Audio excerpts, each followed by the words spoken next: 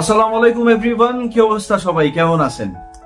দুবাইতে যারা real এস্টেটে invest করতে চান তাদের জন্য একটা আসলে বড় ধরনের ব্যাড নিউজ আছে। রিয়েল এস্টেট বলতে হচ্ছিল আপনি প্রপার্টি কিনবেন, কিনে বিজনেস করবেন, সেটা না। যারা স্বল্প ইনভেস্টমেন্টে এখানে প্রপার্টিতে বিজনেস করে, টু বি মোর এক্সাক্ট আমরা পার্টিশন বিজনেসের কথা বলতেছি, যেটা দুবাইয়ের আল রিগা, ইউনিয়ন, সালাউদ্দিন, বারদুবাই সহ প্রত্যেকটা এরিয়ায় অনেক পপুলার একটা বিজনেস।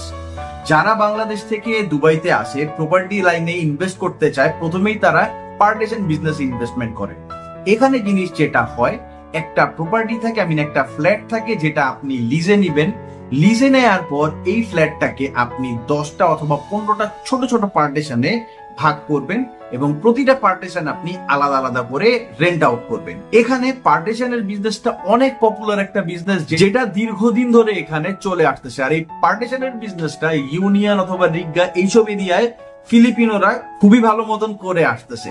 তো ওই টপিকটা আপনাদের সাথে আমি অলরেডি আগে শেয়ার করছিলাম, বাট হ্যাঁ, ব্যাড নিউজটা কি সেটা বলি। রিসেন্টলি এই জুন মাসের 1 তারিখ থেকে পার্টিশন বিজনেসকে বন্ধ করার জন্য দুবাই গভর্নমেন্ট খুবই স্ট্রিক্টলি মাঠে নামছে। আমি আপনাদের সাথে স্ক্রিনে শেয়ার করে দিব কি কি এভিডেন্সের বেসিসে আমি এই কথাটা বলতেছি, কোন কোন নিউজ পেপারে অথবা কোন কোন পোর্টালে এই রিলেটেড ইনফরমেশন গুলো আসছে। আপনারা স্ক্রিনে সেগুলো দেখতে পারতেছেন।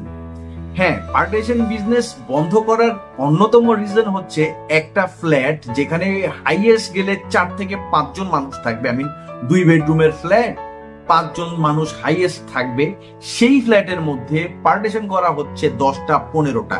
এক একটায় যদি 2 জন করে মানুষ থাকে, 30 জন মানুষ থাকতেছে একটা ফ্ল্যাটে। দ্যাট মিনস চিন্তা করেন সেই প্রপার্টিটার উপর কি পরিমাণের প্রেসার পড়তেছে। So for that reason Dubai government partition বন্ধ করার জন্য স্টেপ নিছে। এর পাশাপাশি পার্টিশন গুলোতে ক্রাইম হচ্ছে, ছোট ছোট মুরগির মতন খোপ করার কারণে এখানে বিভিন্ন দেশ থেকে এসে ছেলেমেয়েরা লিভ টুগেদারে থাকতেছে, যেটার কারণে প্রচুর পরিমাণের ক্রাইম হচ্ছে। পাশাপাশি সেখানে প্রস্টিটিউশনাল বিজনেস হচ্ছে, পাশাপাশি সেখানে মদ থেকে শুরু করে বিভিন্ন রকমের ড্রাগস এর বিজনেস হচ্ছে।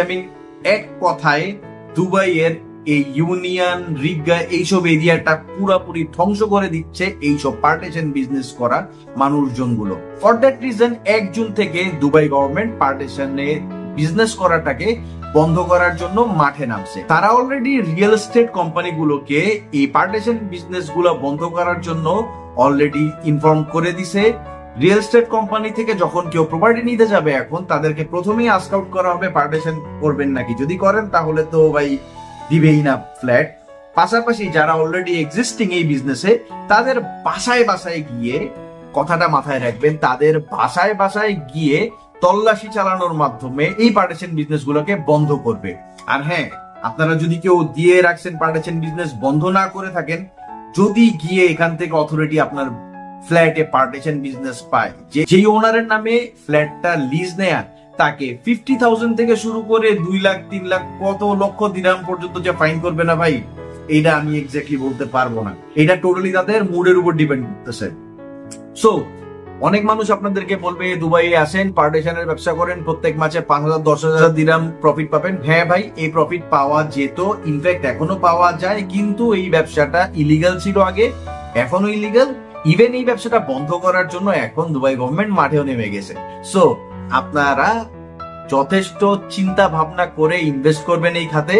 আমি তো সাজেস্ট করবো ইনভেস্ট করবেনই না।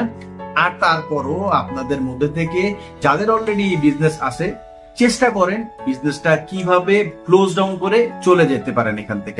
পার্টিশন বিজনেস ক্লোজ ডাউন করে অন্য কোনো বিজনেস ইনভেস্ট করতে পারেন। কারণ আমিরাতের অথরিটি কিন্তু যথেষ্ট স্ট্রিক্ট। একবার যেহেতু তারা ডিসিশন নিছে, আজকে তারা আপনার বাসায় যাবে না, কালকে যাবে না, কিন্তু পরশু যাবে না যে এটার গ্যারান্টি কিন্তু আপনি দিতে পারবেন না। আর একবার যদি আপনার বাসায় যায়, পার্টিশন পায়, আপনাকে ফাইন দিবে, আপনাকে জেল দিবে, আপনাকে ডিপোর্ট করে দিবে। সো আলটিমেটলি এই ইনভেস্টমেন্টের লাভ কি? সো যাই হোক, আপনাদেরকে ভয় দেখানো না, আপনাদেরকে আসলে অ্যালার্ট করার জন্যই আমার এই ভিডিওটা কিরকম লাগলো কমেন্টস করে জানাবেন। সাথে থাকবেন, দেখতে থাকবেন লাইভ ভিডিওটা। আজকের মতো এখানেই শেষ করতেছি। আসসালামু আলাইকুম।